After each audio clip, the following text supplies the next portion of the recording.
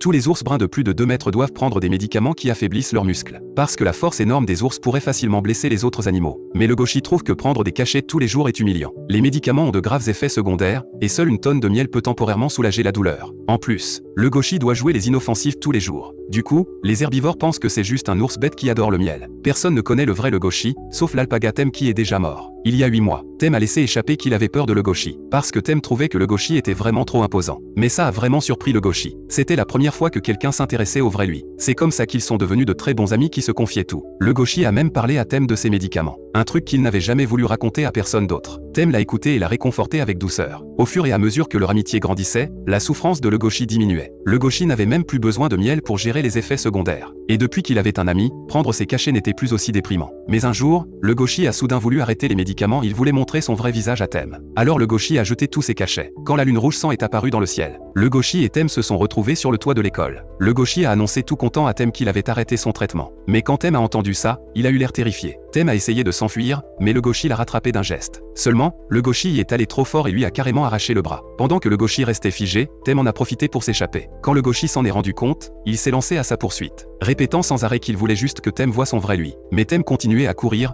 mort de trouille. Le gauchi l'a rattrapé rapidement. Tem était absolument paniqué. À cet instant, tous ses bons sentiments pour le gauchi se sont envolés. Tem a crié que le gauchi était un monstre. Mais le gauchi était aveuglé par leur amitié. Il s'imaginait que Tem le comprenait toujours complètement, qu'ils s'embrassaient fort tous les deux. Quand il est revenu à la réalité, le visage de le gauchi était couvert de sang. Il avait dévoré Tem sans même s'en rendre compte.